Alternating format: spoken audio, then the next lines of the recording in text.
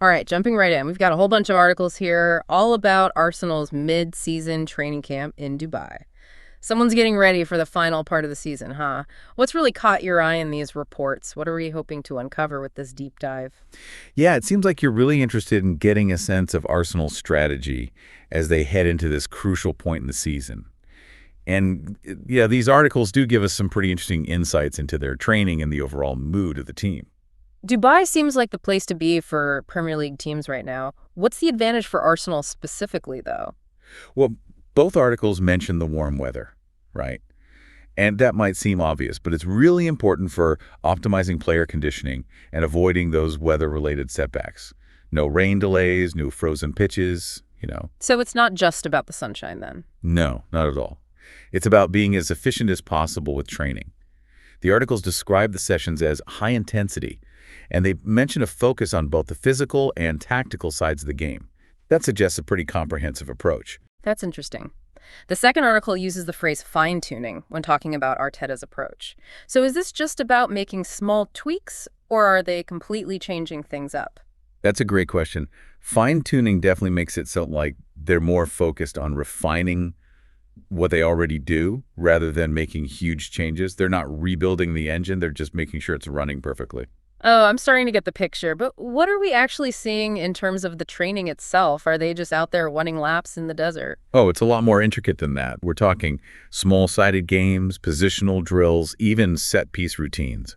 They're also putting in work on high-pressing strategies and positional rotations, which gives us a pretty good idea of what Arteta's prioritizing. So reading between the lines, what's he really emphasizing here? Is there a particular style of play he's trying to instill? From what we're seeing with the drills, it looks like maintaining that aggressive, fast-paced style is a big focus for Arsenal.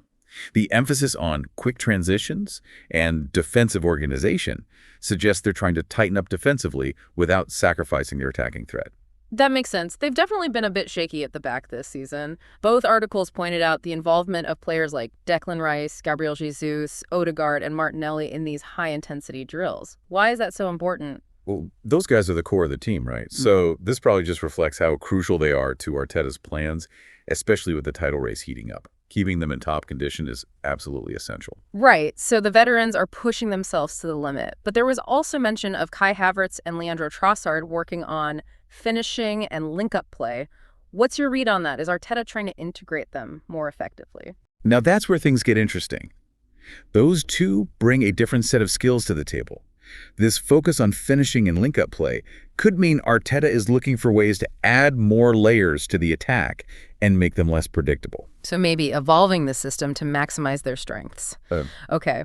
Intense training sessions are one thing, but what about the mentality of the team? Do the articles give us any clues about the overall mood and ambition within the squad? Are they feeling the pressure of the title race? Well, both articles talk about the team's determination to win trophies, both in the Premier League and in Europe. So that suggests they're staying focused as we head into the final third of the season. So there's a real hunger there, a desire to win. It sounds like Arteta's created a culture of ambition, but can they keep that intensity up for the rest of the campaign, especially with all the pressure of a title challenge? That is the million-dollar question, isn't it? It's not easy to maintain that kind of drive over a long period, even for the most experienced teams. Yeah. That's where this fine-tuning idea comes back in, right? Right. It's not just about physical conditioning. It's about mental toughness, too, being adaptable and having that team spirit that can handle the pressure of a title race. So Arteta's using this Dubai camp to sharpen not just their skills, but their mental game too, trying to build that unbreakable spirit. Exactly. Think of it like this. Dubai is a pressure cooker, right? They're facing challenges, working out the kinks, building that camaraderie, all in a controlled environment. It's like a dress rehearsal for when the stakes are really high. I like that analogy. So if Dubai is the rehearsal, are there any specific areas where Arteta is focusing on this mental game aspect? Okay. Well, look at the emphasis on defensive organization. We know they've had some problems at the back this season. So working on those drills, tightening up those weaknesses, it could build confidence and trust within the team. It's that we've got each other's backs kind of thing, right? Exactly. Now, let's think about Havertz and Trossard again. We talked about them working on finishing and link-up play. Could this be Arteta's way of not just integrating them, but also adding a new tactical element, something to surprise opponents in the final stretch? That's an interesting thought. It's like He's got a secret weapon he's waiting to unleash. Exactly. Think about the psychological impact that could have. Opponents have been preparing for the Arsenal they know, the one that relies on that core group of players. Suddenly, there's this new element, a new threat they haven't really accounted for. So it's not just tactics, it's mind games too. You got it. And that can be so powerful in a title race. When every point matters, that surprise factor can make a real difference. Now, the fans aren't really mentioned in these articles, but you can't talk about Arsenal's title challenge without thinking about them. What do you think their impact is on the team's mentality during a season like this? Oh, the Emirates crowd. They're a force of nature. Yeah. And you're right, their role is absolutely crucial. That energy, that belief, it feeds into the team. It can be the difference between crumbling under pressure and rising to the occasion. It's almost like having an extra player on the pitch. Really? Yeah. Really is. And that connection between the team and the fans, it's particularly strong at Arsenal. You can feel it at the Emirates. And I bet the players are very aware of it, especially in those key moments when the game is on the line. Okay, so we've got this incredibly driven team, a manager who's fine-tuning their tactics, and a passionate fan base who are behind them all the way. But let's be realistic, is this just a feel-good story, or do they actually have what it takes to win it all? That's the question every Arsenal fan is asking right now, isn't it? Yeah. On paper, they have everything they need. But the Premier League is a marathon, not a sprint.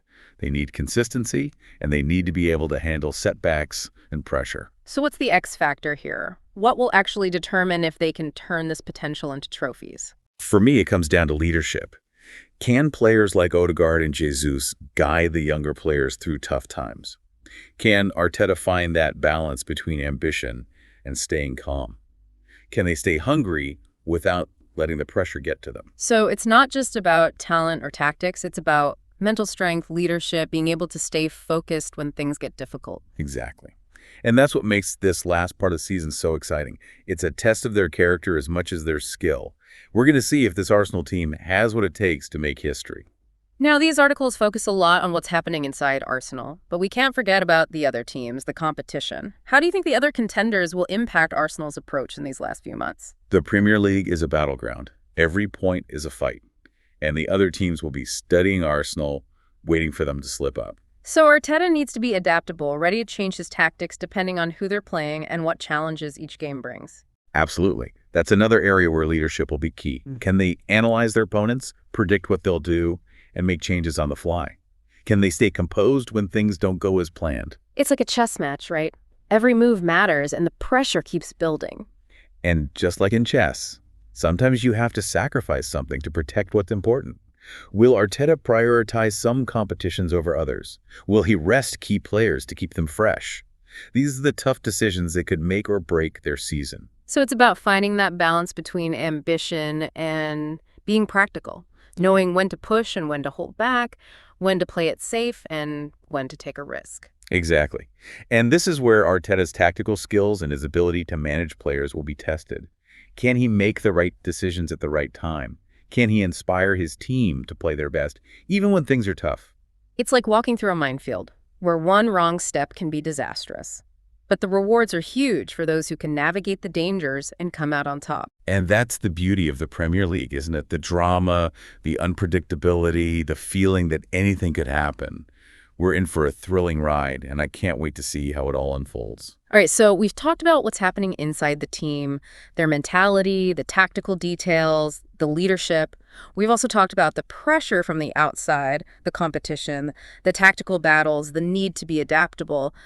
But there's one thing we haven't really talked about, and it's often forgotten in these analyses: luck. Ah, Lady Luck. She can be unpredictable, can't she? You can have the best team, the best preparation, but sometimes it all comes down to a lucky bounce, a referee's call, a moment of brilliance that nobody could have predicted. So even with all this talk of tactics and formations and mental strength, there's this element of accepting the unknown, right? Knowing that sometimes things are just out of your control. That's right. And that's what makes football so fascinating. It's a reminder that even with all the planning, there's always room for the unexpected, for moments of magic and heartbreak that create their own stories. It's that unpredictable element that keeps us on the edge of our seats, week after week, season after season. But let's not get too philosophical just yet.